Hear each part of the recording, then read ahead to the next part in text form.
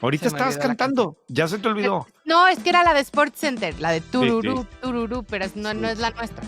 No, Bueno, no es la nuestra. ya, para la siguiente Bueno, ensayo te prometo. esa contó. Esa contó. Esa La contó. de Sports esa Center contó como... Ok. ¿Te invitaron a ver el robot de Tesla? Sí me invitaron, no pude ir a... O sea, a ver, Tesla vino a presentar, o no vino. Tesla México más bien presentó los Optimus en México hace unos días, que es el robot este humanoide que realmente está hecho como para Fábricas, ¿no? fábricas, exacto, para temas de manufactura o quizás de logística también y demás. O sea, no Pero es una robotina. no, no Jet. No sé si había una nota, hace una semana salió una nota de una como robotina para la casa, pero que realmente es puro cuento. Hay un operador detrás moviéndolo, ¿no? Pero no es el caso de Tesla.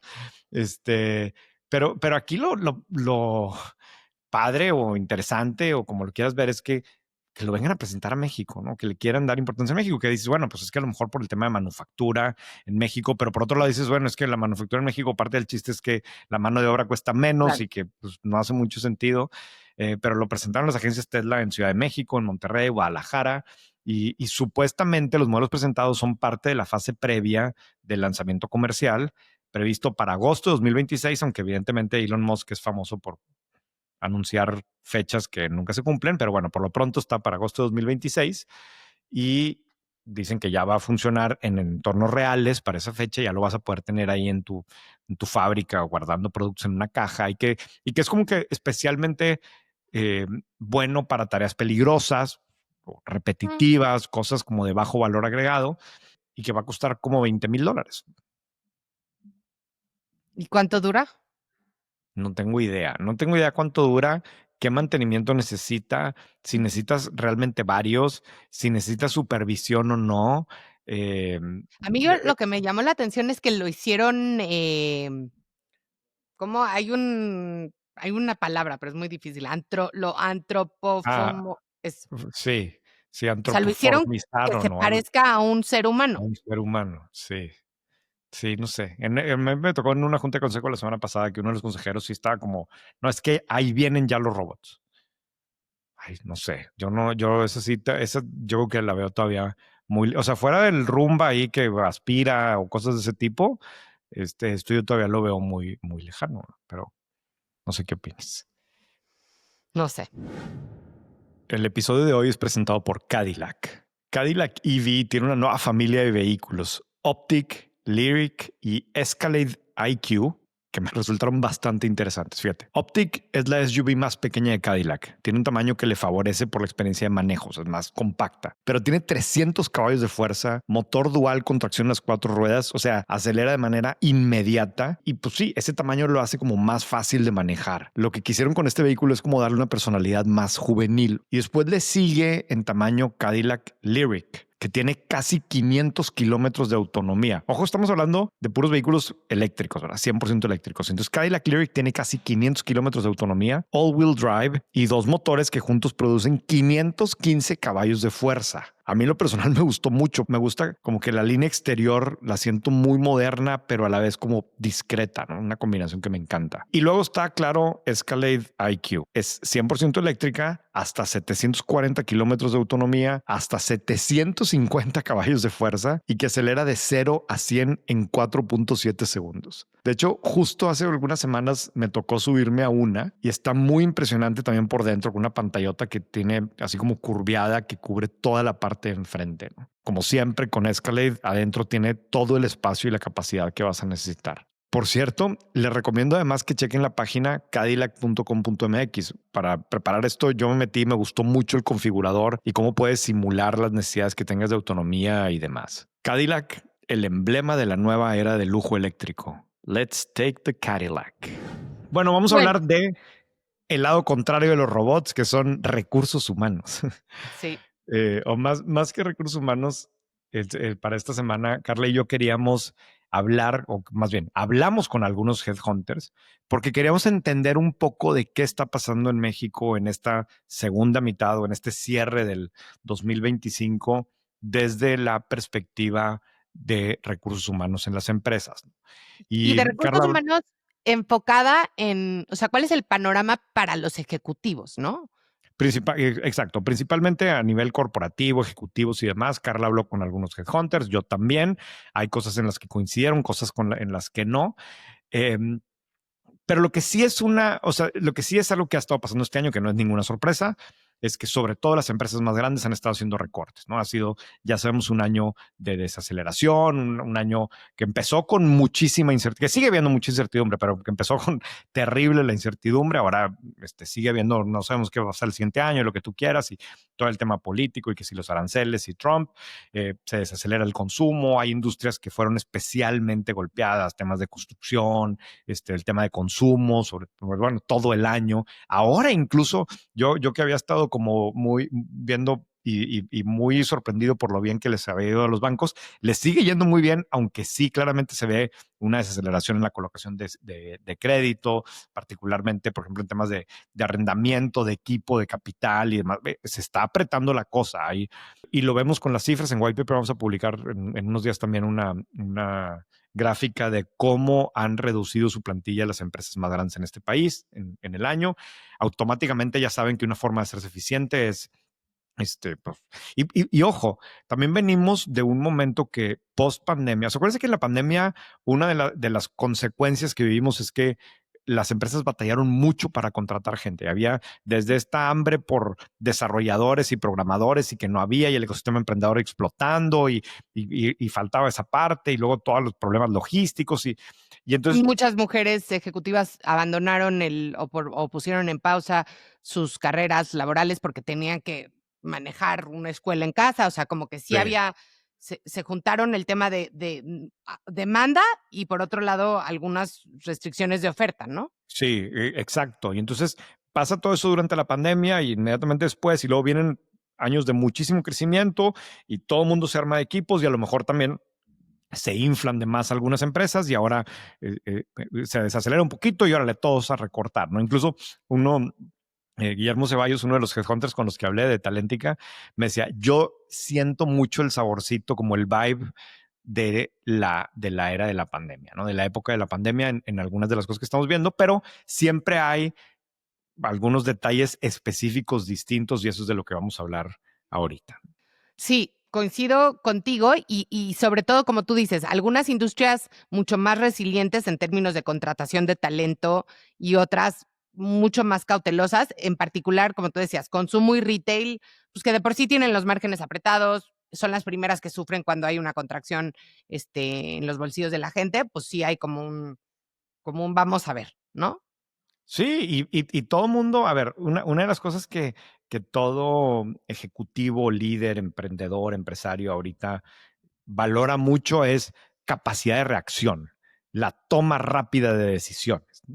Oye, se desacelera, pues reduce tus costos, o sea, corre gente. Entonces, sí está pasando, ¿eh? Incluso yo hablé con una persona en una de las consultoras grandes en México y pues mucho de los proyectos son proyectos de eficiencia, que son proyectos de hacer la plantilla más chica, ¿no? Y está pasando, pero eso no quita que también está el otro lado, de gente que sí está buscando y particularmente hay ciertas industrias y hay ciertos puestos que son más codiciados y por otro lado hay algunos que son los más afectados, ¿no? Bueno, hablando de la parte de los más afectados, por ejemplo, Guillermo Sabes me contaba, o sea, él me dice, a ver, yo estoy viendo al menos una persona al día que me busca, que viene de una empresa grande, que gana más de 150,000 pesos, que perdió su chamba. Todos los días. Me dice. Y dentro de lo que vemos, hay quizás menos personas que vienen de áreas de finanzas, hay quizás menos que vienen de áreas comerciales. Me dice, Claro, pero los de ventas, la verdad es no lo lo quieres. último que recortas es un equipo de ventas. Si lo recortas es por performance en general. Claro, que no tiene que ver con esto, me decía, pero la masacre está en RH. O sea, justamente en las áreas de recursos humanos es donde se ha puesto especialmente complicada la cosa.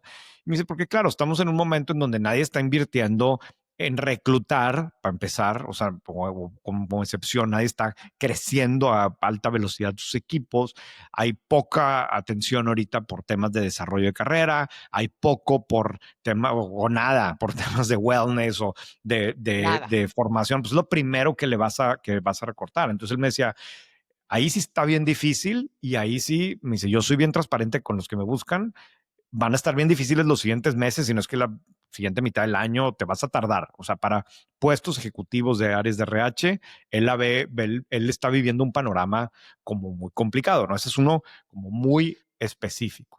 Pero en contraste, uno de, ahora sí que hablamos con nuestros headhunters de confianza, uno de mis headhunters de confianza, que hablé con él off the record, una de las cosas que me decía es, que contrasta un poco con esto, es uno de los puestos C-level que más se están moviendo y que más está contratando las empresas y donde hay más escasez es el CHRO, ¿no? El Head of People, el mero mero de recursos humanos. Y lo que me decía es, el problema es que hoy en día el CEO está buscando que el head de recursos humanos no solo sepa todo lo que tiene que saber de recursos humanos, de cómo contratar y cómo retener y cómo desarrollar y cómo despedir, sino que también tenga muy, muy, muy bien desarrollado el sentido de negocio. O sea, que pueda tener una conversación estratégica donde vean el P&L juntos y digan, a ver, ¿cuál es la implicación de mover gente de aquí para acá, ¿no? Etcétera. Y me dice, de esos hay muy pocos, porque la mayoría de la gente de recursos humanos se formó en recursos humanos desde el principio y se metían tradicionalmente muy poco al lado de negocios. O sea, era un área de servicios donde ni siquiera les daban mucha entrada, ¿no? Y entonces, este perfil donde necesitas a alguien que realmente haya operado, sepa mucho de negocios, etcétera, y además maneje todos los procesos de recursos humanos, es un perfil bastante escaso. Y me decía, y ese sí está buenísimo. Entonces me contaba de, por ejemplo, ex consultores que luego se vuelven headhunters y que después eventualmente se vuelven CHROs o gente que estuvo muchos años en la operación del negocio y que de repente lo mandan a recursos humanos, aunque no sepa nada de recursos humanos, pero lo entrenan en los skills, pero ya trae como este bagaje de negocios, ¿no? Sí, fíjate, esto que me dices coincide con lo que me dijo a mí Alejandro Elizondo, que es socio en Monterrey de Egon Zehnder, que es esta firma, si no me equivoco, es suiza, ¿no? Que Ay, no funciona a sabía. nivel mundial. Sí, según yo es suiza, en temas de atracción de talento y sobre todo como que muy enfocado en C-suite. Y él me decía que, pues parecido a lo que dices tú del CHRO, que sí hay o sea, hay una pelea o una competencia muy particular por los puestos de más alto nivel. O sea, me dice, así como hay una desaceleración gruesa en los corporativos en general y en los rangos ejecutivos en general, para los puestos, pues más desde el CEO hasta quizás hasta quizás el CFO, está mucho más competido por un factor que tiene que ver con mayor apertura de las empresas a traer gente de otros lados. Hmm. Y él ponía mucho el ejemplo de Monterrey. Decía, históricamente, si tú ves las empresas grandes en Monterrey, la C-Suite eran puros personas locales de Monterrey, de San Pedro, es más, ¿no? Todos son Que socios se o apellidaban Gar. amigos que estudiaron juntos y demás, y a lo mejor hicieron los MBAs juntos y muy bien preparados y demás, pero dice, eso lo empezamos a ver que cambia y mencionamos algunos ejemplos de empresas que incluso están trayendo como CEO alguien de otro país, empresas grandes en Monterrey o de la Ciudad de México, lo que sea. Entonces, ese talento está más codiciado porque lo pueden contratar de cualquier lugar del mundo o de cualquier lugar del país. Entonces, hay como que una pelea, una competencia fuerte por ciertos talentos muy valiosos para puestos muy específicos en las empresas. Y eso implica también como que un cambio en la mentalidad de los consejos que están dispuestos, incluso, digo, el caso más famoso ahorita, que también es muy criticado, ¿no? Pero que el CEO de Starbucks, que no vive en Seattle y que vive y que hace En commute, California. dice, bueno, eso pasa ahora. O sea, ahora puede haber una empresa en México o en Monterrey que esté dispuesta a tener un empresario, un CEO que vive en México o vive en otra ciudad, ¿no? Y hace commute, algo que antes nunca verías, ¿no? Entonces me pareció como que una observación que no es tan obvia y que quizás no es tan grande, pero que puede simbolizar un rumbo distinto y abre otro tipo de competencia, ¿no? Sí. Este, Y por otro lado también te habla de la mentalidad de las empresas que dicen, es que realmente quiero traerme al mejor que encuentre, esté donde esté.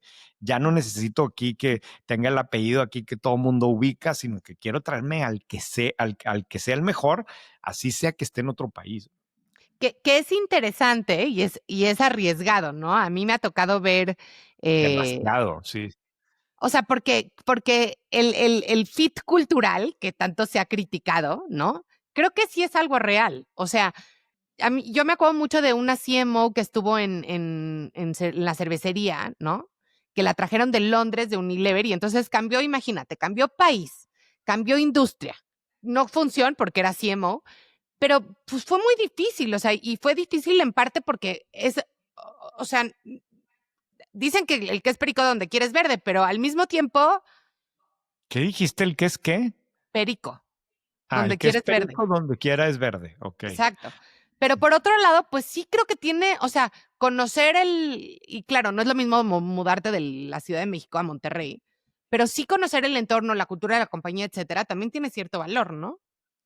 Y hay muchísimos factores que desde realmente bueno, obviamente las habilidades personales de la persona para adaptarse a otro contexto, o lo que sea, pero también de la empresa para realmente hacer la prueba y de darle el tiempo para hacerlo. ¿No? Porque, o sea, si espera resultados inmediatamente y demás, pues no va a funcionar. ¿Verdad? Ahora, esto se complementa o se contradice no quiero decir que se contradice, pero que también Alejandro me explicaba, me decía, a ver, esto te estoy poniendo como ejemplos más aislados de una tendencia que puede empezar a pasar, pero como quiera lo fuerte sigue siendo el compromiso de desarrollar talento internamente. Y vas a ver muchos más casos o lo más común va a ser, pues me dice, lo que sí me insistía mucho es cómo las empresas han venido sofisticando en el buen sentido sus procesos de selección de los sucesores a lo largo de muchos años, ¿no? A procesos muy bien armados que complementan oportunidades de desarrollo distintas, necesidades de aprendizaje, un seguimiento y demás, de forma que esas transiciones sean pues, mucho más smooth en su momento, ¿no? Eh, entonces, digo, si tienes estos casos así como aislados de donde me traigo al que sea del mundo con todos estos riesgos de fit cultural, de tiempo y demás, pero lo grueso sigue siendo el desarrollo interno de la gente, ¿verdad? Retomando lo que estábamos diciendo de posiciones que están requiriendo un mayor nivel de sofisticación, además del CHRO, la otra que me decían es el CFO, ¿no? O sea, Sí, mucha gente tenía el título de CFO y era más bien un director de administración, ¿no? sí, Y entonces están, ahora sí, a medida que las empresas crecen y que tienen que tomar decisiones de asignación de capital, etcétera, esperan que también el CFO se vuelva una persona mucho más importante en la toma de decisiones. Y ahí también me decía que hay mucha demanda para CFOs que sean realmente CFOs, ¿no? sí, sí, sí, completamente. Y me recordó un poco lo que decíamos también hace como 2 o 3 semanas cuando hablamos de CMOs. O sea, como que claramente se está volcando a que las personas que ocupan este tipo de puestos tengan un conocimiento como más holístico y no solamente el expertise de su De su área como función. tal. ¿Verdad? Sí. Alejandro me insistía mucho también que según los análisis que han estado haciendo los reportes que hacen en Egon Sender, encontraron un tema de cómo pues este concepto como de curiosidad que es tan valioso para las empresas en el sentido de que el líder esté buscando nuevas oportunidades y explorando y cuestionando y demás, que es un tema que se desarrolla, que no es solamente algo que tienes dentro, sino que se puede trabajar y se puede, pues, ¿Y cómo lo detectan, eh? O sea, tengo idea, pero me decía, en eso es algo que nos piden las empresas y que vemos que se puede trabajar y que hay ejemplos de cómo se puede desarrollar. O sea, específicamente, it is not a fixed mindset. O sea, lo haces. Seguramente hay personalidades que ya lo tienen más marcado o más natural, pero como quiera lo puedes buscar. ¿Verdad? sí, te lo pregunto porque yo, este tema de la curiosidad es algo que siempre me ha llamado mucho la atención y siempre pienso, ok, pero ¿y cómo la detectas? O sea, ¿qué preguntas haces en una entrevista? ¿Qué evidencias buscas para saber si es una persona que no tiene este fixed mindset, ¿no? Sí. pues no sé, yo creo que como todo, nunca viste el podcast, bueno, no lo viste, pero hay un episodio de The Revisionist History de Malcolm Gladwell que está muy simpático porque cuenta su experiencia entrevistando gente para que fuera su asistente personal y al final su conclusión es, ya no entrevisto a nadie, mándame a alguien y lo contrato. Lo de las entrevistas es puro cuento, ¿no? Y hace toda una Ay, lo voy a explicación de por leer. qué, de, ¿Sabes que nunca me sale ese podcast así como en campanita? No sé por qué. pues tienes que ponerle ahí subscribe, ¿verdad? Pues sí, ¿verdad? Ahora, Obviamente. estos que te estoy diciendo es bien viejo, Viejo. pero son episodios muy divertidos y que Lo voy a poner de una vez. realmente no, o sea, no te esperas que te salga con eso y él dice, güey, ya para qué pierdo tiempo con entrevistar gente, es puro rollo entrevistar gente y si me la mandan y la persona que me la manda es alguien que yo confío en ella, pues y me cae bien, pues lo contrato, ¿no? Pero bueno, pues no sé, yo me imagino que hay ciertas, y seguramente nos van a dejar aquí comentarios o nos van a buscar de que hay ciertas cosas que puedes preguntar que te ayuden pues a identificar este tipo de prácticas, ¿no? No sé, de actitudes más bien, ¿no? O sea, O sea, yo haz de cuenta, yo preguntaba en las entrevistas, ¿qué estás aprendiendo? ujú. Entonces había gente No, que se me quedaba viendo con cara de, puro rollo, güey. O sea, ¿tú crees? sí, o sea, ¿qué estás aprendiendo? No manches, Ah, ¿quién pues te yo estoy contesta aprendiendo esto? ajedrez, por Ah, ejemplo. bueno, ok, ya te entendí. Pues sí, sí, hay alguien que Sí, sí si te salían con un sí, rollazo así de, no, mira, yo, no, pero estoy así gente aprendiendo a hacer. que como que dice, no, yo estoy aprendiendo a tejer o yo, me gusta leer de historia medieval, o sea, como quizás, pues es curioso, ¿no? No sé. Sí. No, o sea, lo típico, bueno, a mí me ha funcionado, por ejemplo, digo, según yo funcionado, pero es, a ver, pues, ¿qué estás leyendo ahorita, no? Y te sacan puros rollos, ¿verdad? Y a veces no han leído un libro en 2 años, ¿verdad? Pero ahorita, a ver, y platícame de ese libro y por qué escogiste ese libro y le metes mucho a ese caso, simplemente hay gente muy honesta que dice, no, pues no, ahorita no estoy leyendo nada, ¿no? Pero no por leer significa que eres curioso, simplemente pues son cosas que ayudan, ¿no? A mí me sirve saber ese tipo de cosas, pero más también por lo que hacemos en White Paper, ¿verdad? No sé si en todos los trabajos sea tan, No, yo tan creo que en todo. importante. Espérame, porque otra vez ya, es que mi perra es medio mensa todavía, se quedó encerrada, espera. Oye, pero a Ok, ver, ya nos desviamos. sí, nos desviamos a las entrevistas, nos regresamos a tendencias o qué está pasando hoy desde el punto de vista de RH. A ver, yo te voy a decir otra muy interesante. En 2021, 22, 23, incluso, uno de los grandes clientes o fuentes de negocio para los headhunters fueron las empresas de portafolio que habían recibido dinero de venture capital, ¿no? Y entonces con ese dinero parte de lo que hacían era, bueno, ahora sí tenemos un hoyo importante en tecnología o un hoyo importante en ventas, entonces vamos a contratar al vicepresidente de ventas o al CTO o etcétera, ¿no?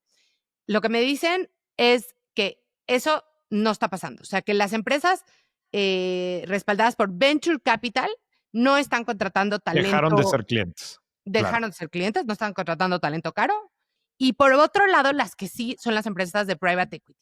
En particular, en los sectores de energía, healthcare y obviamente fintech, ¿no? Sí, fintech, o sea, bueno, depende cómo lo cataloguemos, pero es obvio, ¿verdad? Evidentemente el ecosistema emprendedor, como funciona es, tengo un negocio que vende $100,000, pero al año, pero me voy a traer un CFO que viene a operar una empresa de $50 millones. O sea, hay un mismatch entre el perfil sobrecalificado y capaz del recurso que me voy a traer gracias a los fondos de Venture Capital con el tamaño del negocio, pero la apuesta es que esta persona me va a ayudar a que el negocio se haga mucho más grande y como que ahora sí le quede a ese puesto. Evidentemente, cuando se acaba el dinero de Venture Capital, que no significa que el negocio de $100,000 era malo, simplemente no daba para pagar un overhead de ese tamaño y bueno, pues todos se tienen que apretar y es muy evidente lo que ha venido pasando ahí. Habría algunas que sí habían crecido y que sí pueden mantener equipos más sofisticados, pero pues muchas que no y mucho de lo que se estaba contratando en ese momento, pues ahorita no va a pasar. Sí, ya te entendí por lo que dices de fintech, porque sí, efectivamente hay algunas fintech en este país que ya están bien grandes, que Sí, sí que ya llegaron están a en una. etapa growth, ¿no? O sea, ya Sí, no. claro. Sí, sí, que ya no es la que está viendo cómo conseguir clientes, sino que ya tiene una operación muy relevante. Que hace algunos meses, en uno de los artículos que creo que mejor trabajo de investigación hicimos este año en White Paper fue de cómo el impacto de las fintech en la banca en México no ha sido tan relevante como Ujú. pareciera a veces, ¿no? Si lo ves desde el punto de vista de números. Pero eso no quita que hay algunas que sí se convirtieron en relativamente poco tiempo en organizaciones grandes, muy sofisticadas y demás, y que por lo tanto tienen necesidades de RH. Ahora, oil and gas, me parece que por supuesto que lo estamos viendo. Y también, ese también me lo dijo Memo Ceballos, él también lo está viendo, incluso en empresas no tan grandes, ¿no? Incluso en empresas medianas, proveedoras de la industria. Ujú. Y eso que, ojo, estamos hablando de todas las problemáticas que hay de proveedores de Pemex que no les han pagado y que está complicado, pero aún así hay algunos que sí están creciendo y demás. Y pues ahí está una de las áreas que está creciendo. Otra de las cosas que preguntaba yo es cuáles son los grandes imanes de talento. Y a ver, no estoy diciendo que esta sea la fórmula perfecta, pero pensando si las hombres y mujeres jóvenes que se van a las mejores universidades de Estados Unidos a estudiar negocios, cuando regresan, ¿dónde quieren ir? ¿No? Entonces, a lo mejor en los 2000 era, pues, quiero regresar a Cemex, ¿no? O quiero ir a Grupo Alfa, o quiero trabajar en Banamex. Luego a lo mejor era consultoría y investment banking. Y me decían que una de las empresas que está realmente haciendo esta atracción de talento y que se roban a los consultores es Mercado Libre. Pero no me queda claro quién más, además de Mercado Libre, está contratando tanto talento. No sé si decir tanto talento, pero tantos puestos como de No, gente sí. tan bien preparada, ¿no? Sí, FEMSA lo está haciendo, Coppel lo está haciendo. O sea, ahí de los grupos grandes están atrayendo talento de ese tipo. Ahorita más bien me quedé pensando en lo que dijiste de lo que hacen los MBAs, o los que se van a estudiar a Estados Unidos, porque justo le di una plática a la como asociación de MBAs, de mexicanos haciendo MBAs en universidades gringas hace algunas semanas y había, no sé, como unos 100 chavos en todas las mejores universidades de Estados Unidos. Y yo les pregunté cuántos de ustedes van a hacer search funds y la mayoría levantan la mano. O sea, Ah, ¿en ahora todo serio? el mundo quiere todo. Ya los MBAs para mexicanos en Estados Unidos se convirtieron como en máquinas de generación de search funds, ¿no? Pero bueno, ese es un tema para otro deep dive.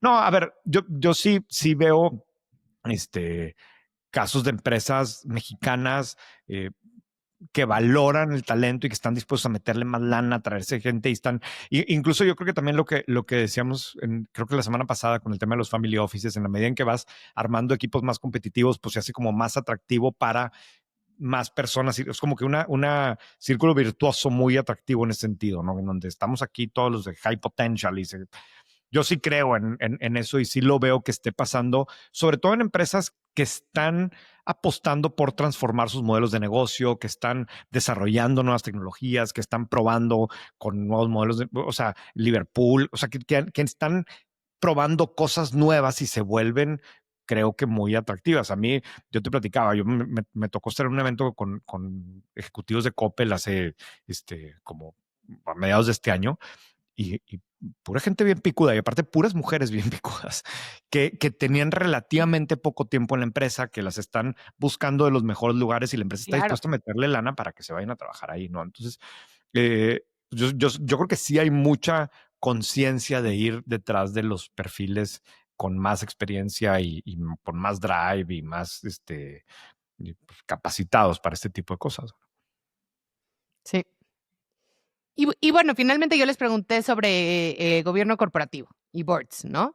Y sí parece que no fue una moda nada más esto de profesionalizar más los consejos de administración, sino que sigue siendo una tendencia importante que están buscando muchas empresas que antes tenían o no tenían consejos, o tenían consejos más como de bueno, tú me invitas a tu consejo y yo te invito a mi consejo, ¿no? De realmente empezar a hacer una estructura de gobierno corporativo mucho más profesional y están usando a los headhunters no solo para encontrar perfiles, sino también para hacer evaluaciones de los consejeros actuales y hacerlos pues, más efectivos.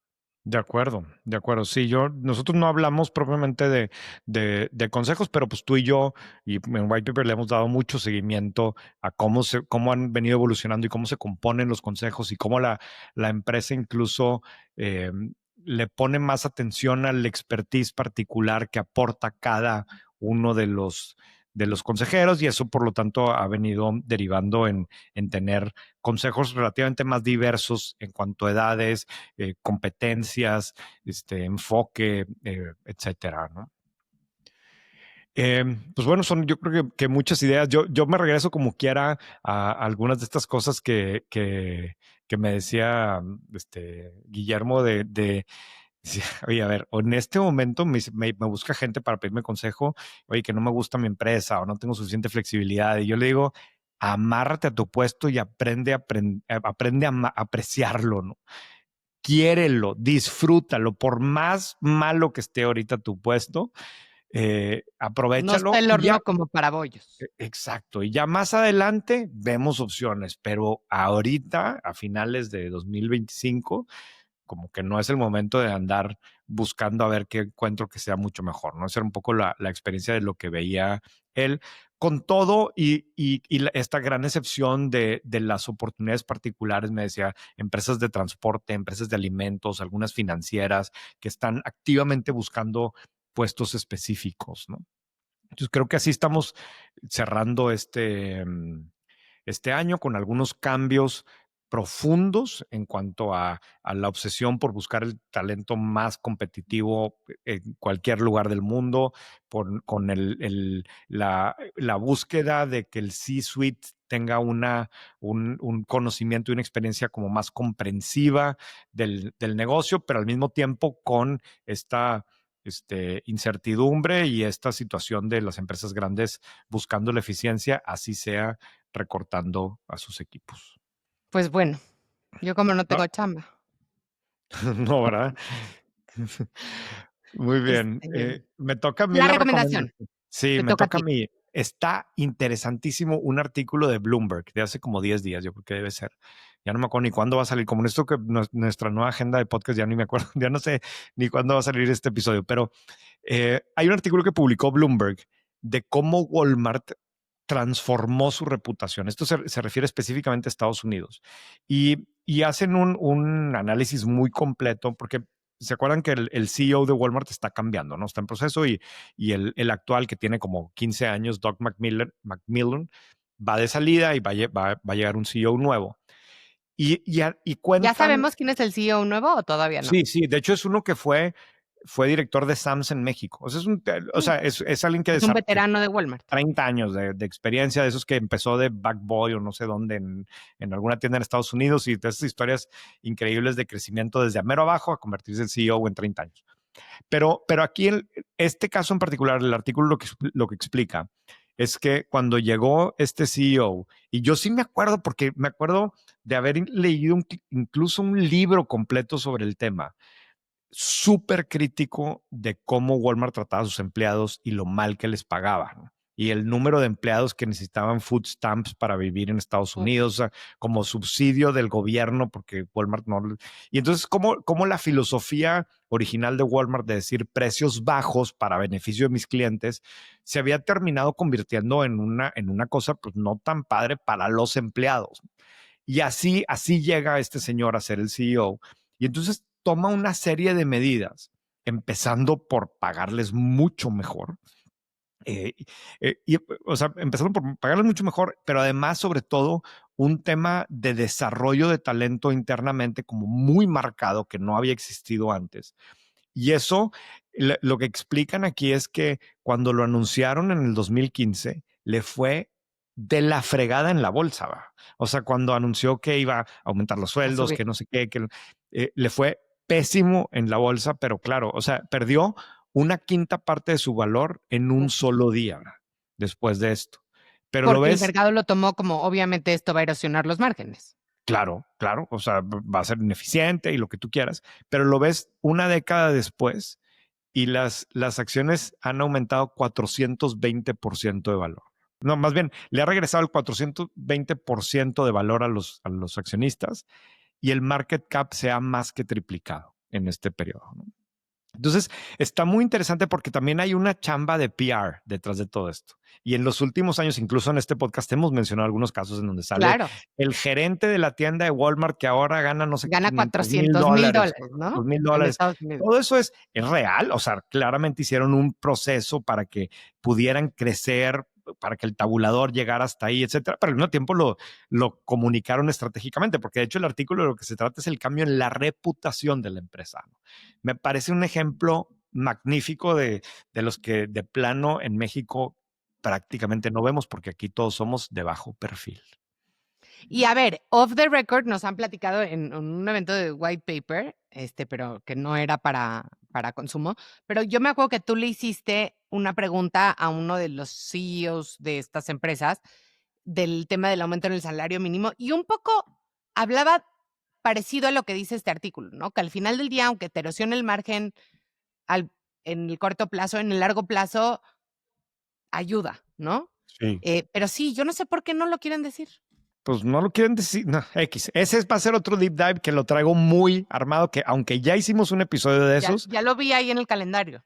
Sí, lo acabo de redimensionar por unas cosas que aprendí este año. Pero nomás regresando a este caso de Walmart, para mí este es un ejemplo súper interesante en donde dices, oye, voy a hacer muchas cosas simultáneamente y me va a tomar 10 años, pero al cabo de 10 años se va a ver la diferencia. Vale mucho la pena. Listo, Carla. Seguimos. Oye, no, espérate. ¿A dónde te vas? Espero. No, pues, ¿a dónde me voy? O sea, tienes algo muy importante que vas a hacer esta semana. Ya no quiero que me comprometas. Nada que no termino a la mitad. Estoy preocupado. O sea, bueno, sí, ya lo hemos platicado. Voy al ultramaratón, son 3 días. Estoy muy nervioso. Estoy muy nervioso por todo el tema logístico, la empacada, porque como son 3 días, pues tienes que traer lo de 3 días. ¿Y vas solo? No, hombre, vamos varios amigos. O sea, ¿hay muchos amigos tan sanos y corredores como tú? No muchos, pero vamos varios. Y a ver qué tal está la aventura. Me voy a desconectar por completo. Espero no tener internet. Pero lo bueno es que ya el equipo aquí maneja muy bien. Es más, para cuando salga este podcast, debiera ser que ya termine la carrera. Ya lo platicaremos. Pues que tengas mucha suerte en ese camino arduo. Gracias. Y la próxima vez que grabemos el podcast, que tenemos que encontrar un buen momento, ya vamos a haber tenido la primera edición de Negocios 101, que nos tiene muy emocionados. Efectivamente, lo vamos a grabar durante el programa. A ver cómo le hacemos. A ver cómo le hacemos. Buenísimo. Listo. Bye. El episodio de hoy es presentado por Cadillac. Cadillac EV tiene una nueva familia de vehículos, Optiq, Lyriq y Escalade IQ, que me resultaron bastante interesantes. Fíjate, Optiq es la SUV más pequeña de Cadillac. Tiene un tamaño que le favorece por la experiencia de manejo, es más compacta, pero tiene 300 caballos de fuerza, motor dual con tracción en las 4 ruedas, o sea, acelera de manera inmediata y pues sí, ese tamaño lo hace como más fácil de manejar. Lo que quisieron con este vehículo es como darle una personalidad más juvenil y después le sigue en tamaño Cadillac Lyriq, que tiene casi 500 kilómetros de autonomía. Ojo, estamos hablando de puros vehículos eléctricos, ¿verdad? 100% eléctricos. Entonces, Cadillac Lyriq tiene casi 500 kilómetros de autonomía, all-wheel drive y 2 motores que juntos producen 515 caballos de fuerza. A mí en lo personal me gustó mucho. Me gusta como que la línea exterior la siento muy moderna, pero a la vez como discreta, ¿no? Una combinación que me encanta. Y luego está, claro, Escalade IQ. Es 100% eléctrica, hasta 740 kilómetros de autonomía, hasta 750 caballos de fuerza y que acelera de 0 a 100 en 4.7 segundos. De hecho, justo hace algunas semanas me tocó subirme a una y está muy impresionante también por dentro, con una pantallota que tiene así como curviada que cubre toda la parte de enfrente, ¿no? Como siempre con Escalade, adentro tiene todo el espacio y la capacidad que vas a necesitar. Por cierto, les recomiendo además que chequen la página cadillac.com.mx. Para preparar esto yo me metí, me gustó mucho el configurador y cómo puedes simular las necesidades que tengas de autonomía y demás. Cadillac, el emblema de la nueva era del lujo eléctrico. Let's take the Cadillac.